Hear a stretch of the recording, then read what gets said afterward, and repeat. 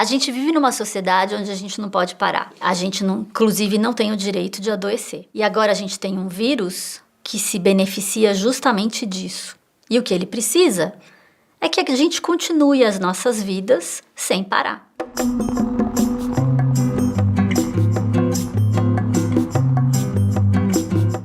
A maior arma contra o coronavírus é justamente parar. Nós não temos mais como parar esse vírus. O vírus vai se propagar e vai infectar uma grande parte da população mundial. Mas o que a gente precisa fazer é reduzir a velocidade com a qual esse vírus vai se propagando. Muitas pessoas, elas estão focando na questão de que uma porcentagem muito pequena das pessoas morrem, ou elas estão focando e dizendo que é apenas uma gripe. Mas a coisa não é tão simples assim. Como o vírus ele vai se propagando e ele vai tomando conta e infectando muitas pessoas, esse número ele vai praticamente dobrando a cada dia. E aí essa curva ela fica muito acentuada.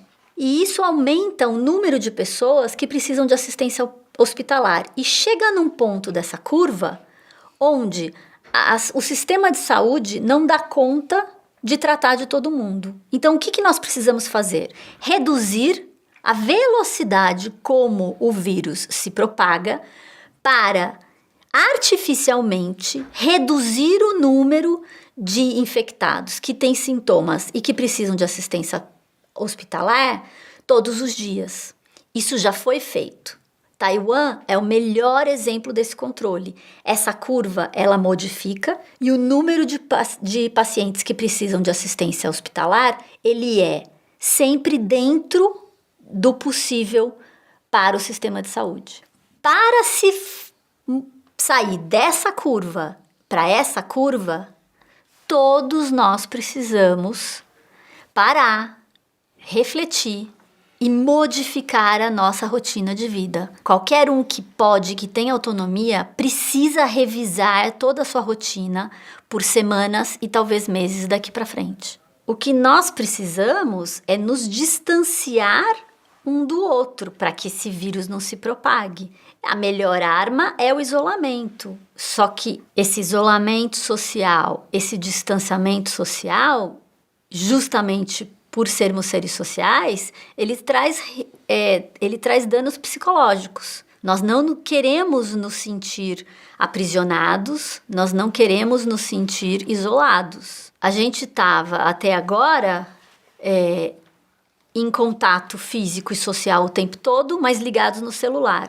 E agora vem um vírus que faz com que a gente, na verdade, mude o comportamento e faça um bom uso do celular. Porque agora nós precisamos estar mais afastados fisicamente, mas nós podemos estar todos unidos pelo celular.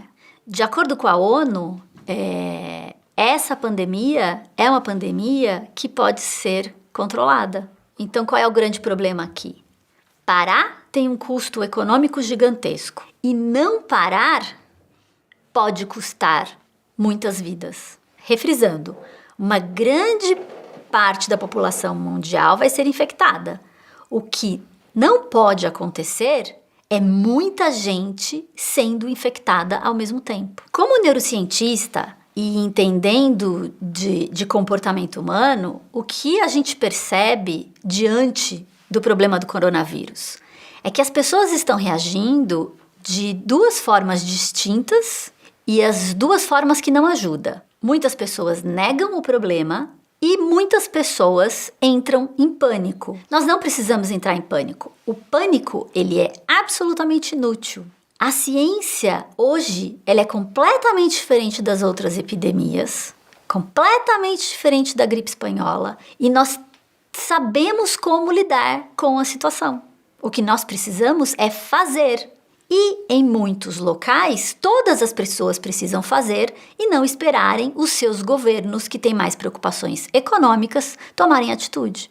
E as pessoas que negam o problema, uma hora vai cair a ficha. Mas dá para entender por que muita gente nega o problema. Porque nós, seres humanos, temos pavor de incerteza. Nós não conhecemos tudo sobre esse vírus. Então, o que a gente faz? A gente finge que o problema não existe. Essa questão da negação, inclusive, já foi um assunto de vídeo que eu fiz aqui sobre outras questões da nossa sociedade, inclusive Brumadinho. Vamos entrar nos mitos e nos fatos. É só uma gripe? A Covid-19, para 80% das pessoas que são infectadas e que têm os sintomas, ela passa como uma gripe, mas aproximadamente 20% das pessoas infectadas e que têm sintomas vão precisar de assistência hospitalar por dias ou até mesmo semanas. 20% é muita gente. Então, nós não estamos falando de uma simples gripe, é algo bem mais sério. Tem muita gente falando que esse vírus, ele morre no calor. Isso não é verdade. O vírus, ele dura menos no calor, mas ele se propaga no calor também. Exemplos de que esse vírus continua se propagando no calor são Singapura e Taiwan, que aliás são 2 bons exemplos que conseguiram reduzir a velocidade com que o vírus se propaga. Eles deveriam ter o segundo maior número de infectados no mundo e eles não têm. E eles têm apenas uma morte. Singapura conseguiu se reestruturar e se reorganizar, não de forma tão eficiente como Taiwan, mas eles não têm nenhuma morte. A China adotou práticas de isolamento de forma agressiva e foi somente por isso que ela conseguiu reduzir drasticamente o número de mortes. E quais são as pessoas que são mais vulneráveis e que precisam ter mais cuidado ainda? Todos os idosos. Quanto mais velho, maior o risco de desenvolver um quadro grave. Além disso, pessoas com problemas respiratórios, hipertensão, diabetes e problemas cardíacos. Todas essas pessoas precisam tomar muito mais cuidado e buscar muito mais o distanciamento e, se possível, o isolamento social. Outro ponto. As pessoas estão falando que as crianças não ficam doentes. Na verdade, o que acontece, e que foi publicado no dia 5 de março, é que as crianças são infectadas tanto quanto os adultos, mas elas têm um sistema imunológico muito bom e quando elas têm sintomas, elas têm um quadro gripal. Mas o problema da importância do distanciamento social é que elas transmitem esse vírus para outras pessoas. Então, as crianças que continuam indo para a escola e têm pais ou avós idosos, elas podem estar sendo infectadas e passarem esse vírus para pessoas que são de risco. Muita gente acha que basta melhorar a higiene pessoal e que usando álcool gel ou lavando as mãos por mais tempo é o suficiente para que não seja contaminado, mas isso não é verdade. Isso ajuda, mas não evita, e só isso não é suficiente, como já foi falado. O mais importante é o isolamento social e, quando não possível, o distanciamento social.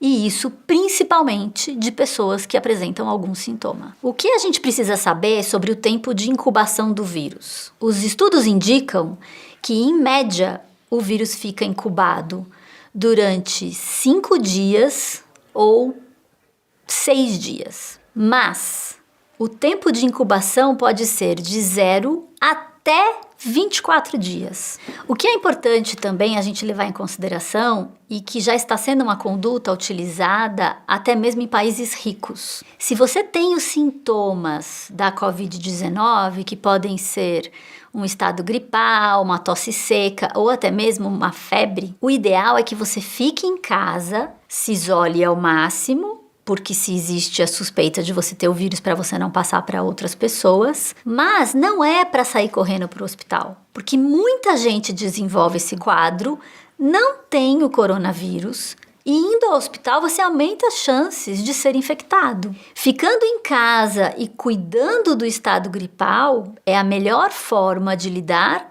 com a situação, porque se o quadro piorar, dá tempo tranquilamente de ir para o hospital. Uma outra questão que gera muita dúvida é que agora muitas pessoas querem fazer o teste para saber se tem o vírus ou não. E esse comportamento não ajuda. No começo, tudo bem, mas agora, como existem muitas pessoas infectadas, não adianta querer se testar. E tem mais uma questão importante a se levar em consideração. Ser positivo para o teste indica que a pessoa tem sim o vírus, mas ser negativo não necessariamente indica que a pessoa não tem o vírus. Então é inútil todo mundo querer fazer o teste. Nós precisamos deixar os testes para as pessoas que realmente precisam ser testadas. Por quê? Para as pessoas que realmente precisam de assistência hospitalar, saber se ela tem a Covid-19 ou se ela tem algum outro problema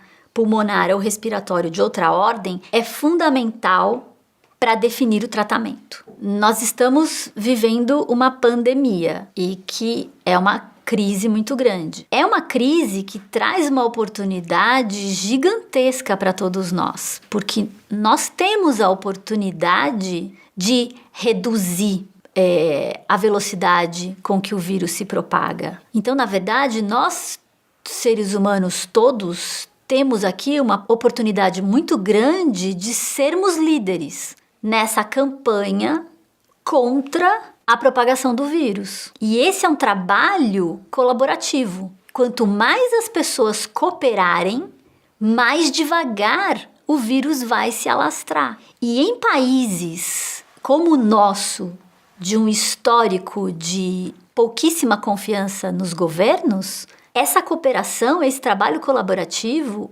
ele é fundamental. E muito provavelmente a gente vai aprender muita coisa que vai melhorar na nossa vida com o coronavírus. Que uma série de viagens de trabalho são desnecessárias, nós podemos resolver pela internet. A nossa higiene vai melhorar muito depois do coronavírus. E nós vamos repensar, muito provavelmente, em uma série de estruturas de relações de trabalho, relações econômicas. Tem muita coisa boa que a gente pode aprender com tudo isso. Eu não sou infectologista, mas eu sou cientista. Eu estou há muitas semanas acompanhando o coronavírus, muito antes, inclusive, da doença receber o nome Covid-19. E como cientista, eu tenho o dever moral de fazer a divulgação da ciência, porque esse momento da nossa história é um momento de que em poucas semanas nós tivemos uma produção de conhecimento científico gigantesco para a gente aprender a lidar com o coronavírus. Aproveite esse tempo, que o ideal é o isolamento social. Inscreva-se no nosso canal, porque nós temos centenas de vídeos sobre conhecimento.